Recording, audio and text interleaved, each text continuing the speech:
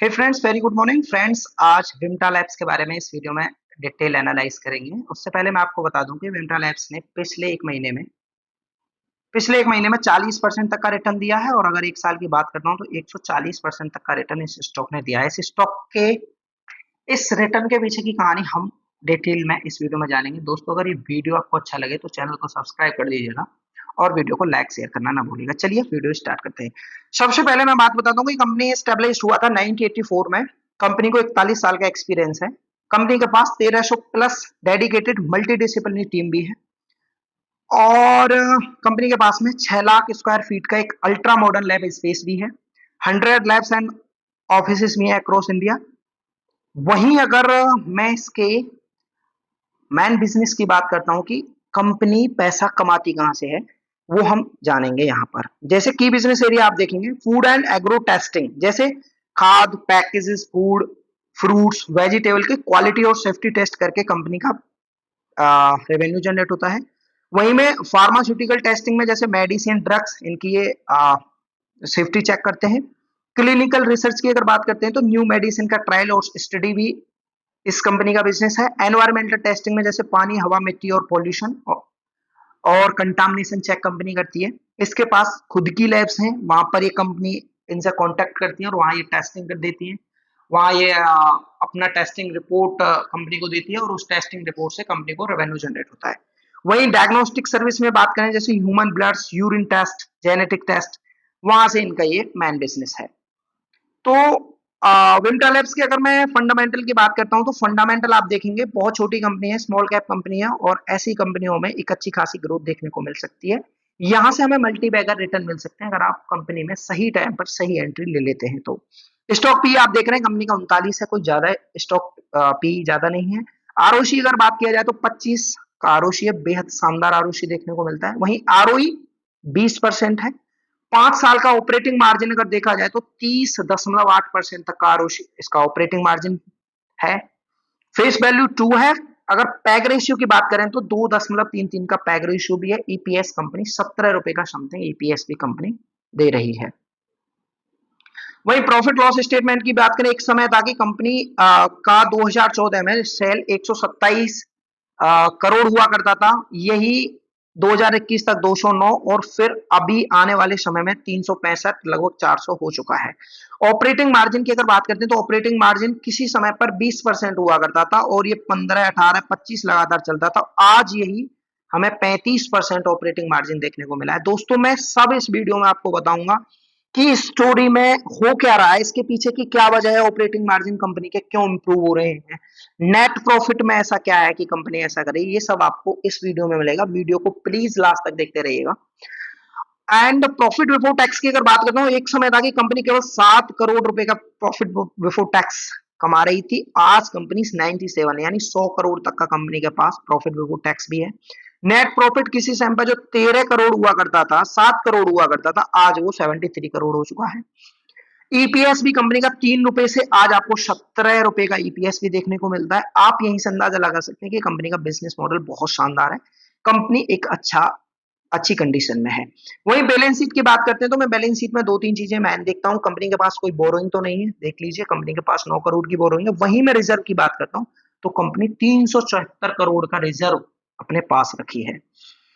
और fix asset आप देखें, कंपनी की फिक्स एसेट भी कंपनी लगातार बढ़ा रही है, यानी प्लांट मशीनरी वगैरह कुछ इनके लगा रही होगी कंपनी, और वहीं टोटल एसेट्स कंपनी के लगातार ग्रोथ में है। वहीं अगर मैं इसके कैश फ्लो की बात करता हूं तो मेन जो कैश फ्लो है, जो ऑपरेशंस एक्टिविटी से आता है, जो इसका मेन बिजनेस है, उसका आप कैश फ्रॉम ऑपरेटिंग एक्टिविटी आप देखते हैं तो लगातार कंपनी अपने जो मेन ऑपरेशंस है उससे जो कैश कमा रही है, वो अच्छा खासा कैश कंपनी वहां से कमा के ले रही है। नेट कैश फ्लो की अगर बात करता हूँ, नेट कैश फ्लो में ज्यादा नहीं है, क्योंकि कंपनी अभी केपेक्स कर रही है, कंपनी नई नई प्लांट लगा रही है, नई नई अपनी लैब्स लगा रही है, तो उसमें कंपनी एक इन्वेस्टिंग एक्टिविटी में यहाँ ये केपेक्स हो रहा है। यहाँ पर अगर आप अंदर देखेंगे तो यहाँ पर आपको कैपेक्स देखने को मिलेगा।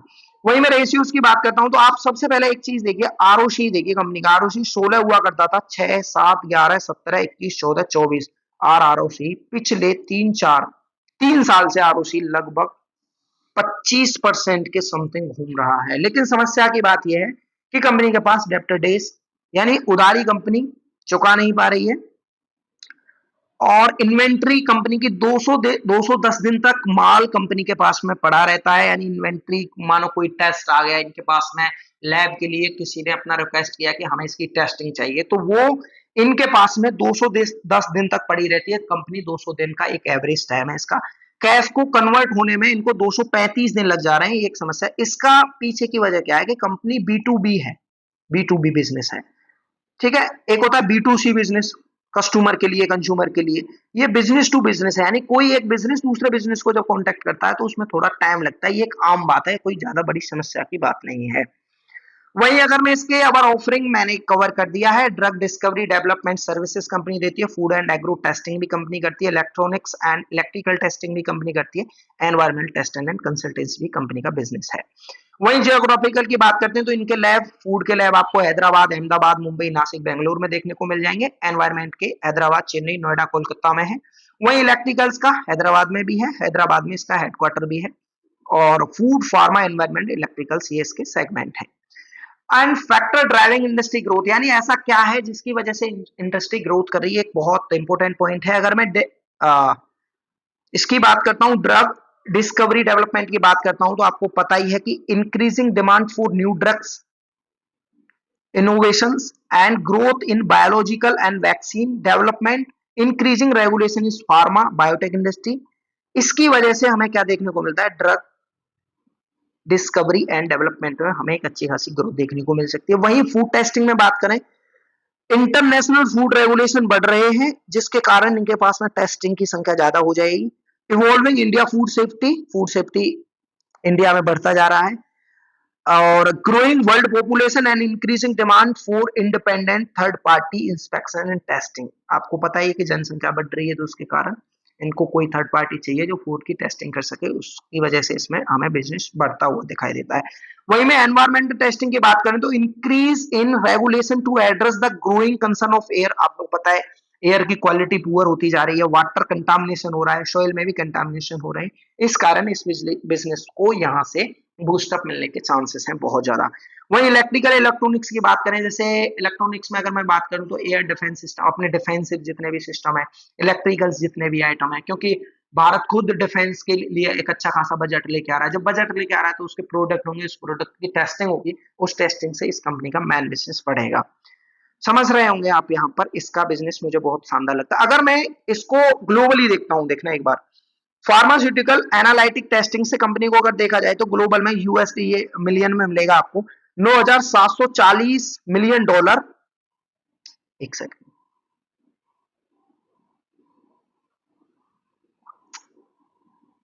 $9,740 मिलियन, $14,580 मिलियन होने की संभावना है 2030 तक। यानी आप देख सकते हैं इसका CAGR 8.4% है फार्मास्यूटिकल का, और प्री क्लिनिकल का आप देखेंगे 8.7 है, फूड टेस्टिंग का 7.4% से ग्रो करेगा, ये एनवायरमेंटल टेस्टिंग 4.6% से करेगी, और ये इलेक्ट्रॉनिक्स टेस्टिंग 5.8% तक हमें यहाँ पर देखने को मिलेगी। वहीं में अगर इंडिया की बात करता हूं तो इंडिया में सबसे ज्यादा आपको फार्मास्यूटिकल एनालिटिकल टेस्टिंग मिलेगी, 10.7% से ग्रो करेगी, और प्री क्लिनिकल भी आप 11.4% से, यानी ग्लोबल से बेहद अच्छा खासा रिटर्न हमें इस इंडस्ट्री में अगर मैं देखा जाऊं तो इसमें हमें देखने को मिलेगा।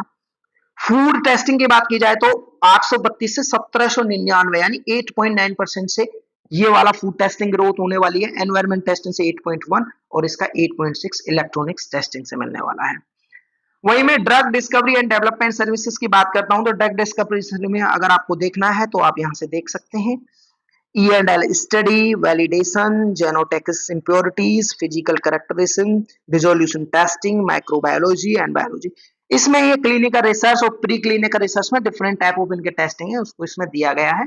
आप ये जाके इसका जो जुलाई का प्रेजेंटेशन दिया गया, आप उसमें ये सब डाटा वहां से आपको मिल सकता है। फूड एंड एग्री टेस्टिंग में अगर बात करें तो फूड एंड एग्री टेस्टिंग में होता क्या है ये समझ लीजिए। फूड कंटामिनेशन पता करती है कंपनी, टेस्ट लैब में ले जाकर टेस्टिंग होती है।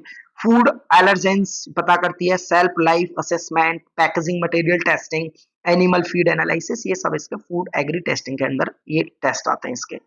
वही electricals and electronic testing certification की बात करता हूं तो उसमें सर्विसेज में EMI EMC testing, product certification, CE making, mechanical and electrical safety testing and radio frequency testing. यानी यहाँ इसके इस सेगमेंट है, यानी इसमें ये वाली टेस्टिंग कंपनी अपने लैब में करके देती है। वहीं पर एनवायरमेंट टेस्टिंग से अगर बात करें तो जैसे मैंने बताया था कि आपका एयर में क्या इम्प्योरिटीज है, सॉइल कंटामिनेशन क्या है, वाटर में कंटामिनेशन क्या है, ये सब जैसे post project monitoring and offshore monitoring, green audit, metrological study and noise air traffic modelling etc, ये सब इसकी टेस्टिंग होती है।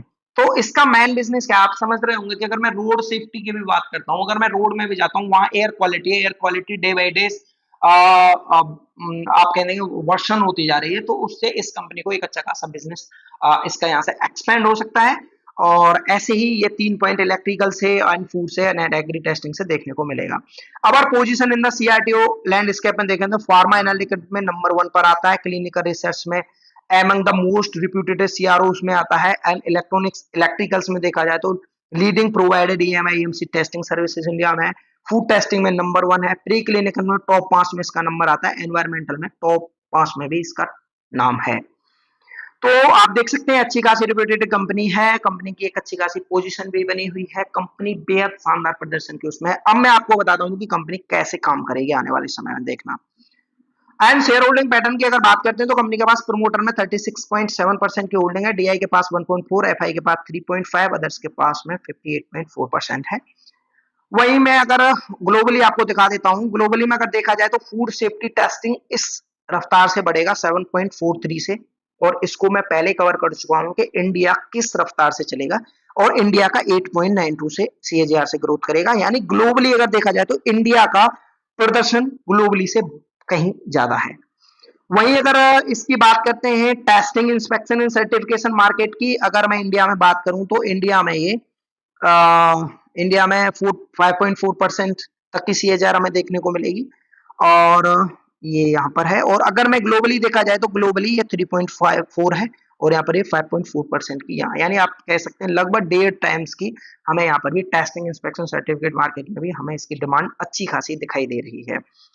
वहीं मैं अगर जियोग्राफिकल डिस्ट्रीब्यूशन यानी मैं फार्मास्यूटिकल कंपनीज की अगर बात करता हूं तो इसमें सीएजीआर रिटर्न ग्लोबली 10.7% है, और इंडिया का मैंने आपको दिखाया था कि इंडिया का कहीं ना कहीं इससे बेहतर है। 14 पॉइंट अदर टेस्टिंग सर्विसेज में बोला अकाउंटिंग अप्रोक्सीमेटली 14.14 मार्केट शेयर भी है इसका। एंड मैंने दिखाया था सबसे ज्यादा फार्मास्यूटिकल से इसका रेवेन्यू इंडिया का, इसमें इसका जो विमटा लैब्स है इसका यहाँ से जनरेट होगा, ठीक है। और एक और आपको देख सकते हैं, हाँ फार्मास्यूटिकल लेवल में ये रहा मैन था, ये वाला फार्मास्यूटिकल में 8.41 से है, और इंडिया का वहीं में बेहतर प्रदर्शन आपको दिखाता हूं तो 10.7% से यहाँ पर इंडिया का देखने को मिलेगा, ठीक है। और अगर मैं प्री क्लिनिकल सर्विसेज, मैंने बताया कि इसके बिजनेस में भी वो भी शामिल होता है। प्री क्लिनिकल में आप देख सकते हैं $5.75 से 2023 में हुआ करता था, ये पहुंच जाएगा 14.34 2034 तक, यानी इसका सीएजीआर 8.73 रहने वाला है।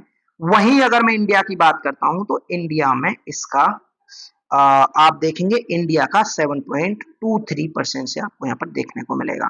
यानी आप कह सकते हैं कि कुछ मामले में ग्लोबली इस कंपनी के पास में ग्लोबल से अच्छी अपॉर्चुनिटी है, और यहाँ से इसका बिजनेस एक शानदार ग्रोथ कर सकता है। अगर मैं इसके रिसेंटली कॉन्फ्रेंस कॉल की बात करता हूं तो उसमें भी इसने बेहद शानदार हमें बातचीत हुई है, उसको मैं देखूंगा। कंपनी 100 करोड़ तक का कैपेक्स हमें देखने को मिलेगा कंपनी में, ठीक है, 100 करोड़। और 100 करोड़ इज वैल्यूड आर&डी, जिसमें से 30 करोड़ ये 30 करोड़ है, 30 करोड़ आर&डी में किया जाएगा, बाकी expansion new equipment and digital upgrades में होगा। इन्होंने इसने अपने कॉन्फ्रेंस कॉल में ऐसा बोला है। रिसेंटली 2 लाख स्क्वायर फीट का लैब स्पेस ये अपना आने वाले 5 साल में किए जा रहे हैं, तो यहाँ से आपको पता लग सकता है आज 6 लाख स्क्वायर फीट इनके पास में स्पेस लैब्स है, 2 लाख और एक्सपेंड कर देंगे आने वाले 3-5 साल में, तो यहाँ से भी एक इसके लिए एक बहुत अच्छा खासा है, यहाँ से बेहद शानदार अपॉर्चुनिटी हमें देखने को मिलेगी। वहीं मैं एक्सपोर्ट मार्केट की बात करता हूं तो 80 करोड़ से 130 crore year on year growth इनको एक्सपोर्ट से देखने को मिला है।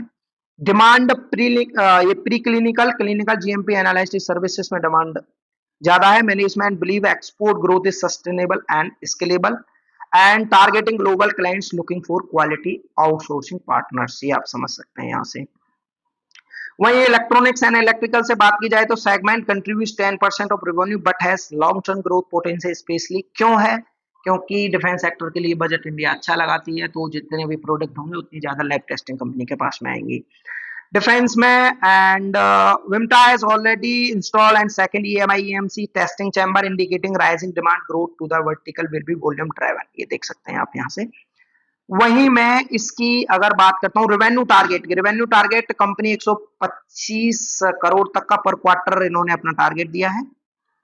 500 करोड़ एनुअल रन रेट भी इन्होंने दिया है, double revenue in next 3 year में, यानी इन्होंने बोला है कि रेवेन्यू इनका 3 साल में डबल हो जाएगा आज जो रेवेन्यू जनरेट कर रहे हैं, और 15 से 20% CAGR का रिटर्न भी इस स्टॉक में देखने को मिलेगा आपको, ऐसा मैनेजमेंट का कहना है। Current capacity sufficient to support this growth without further major capex, इन्होंने बोला अभी कैपेक्स करने की ज्यादा जरूरत नहीं है, करंट जो कैपेसिटी सफिशिएंट है उससे हमें 15 से 20% CAGR का रिटर्न इन्हें मिल जाएगा, इनका ऐसा कहना है।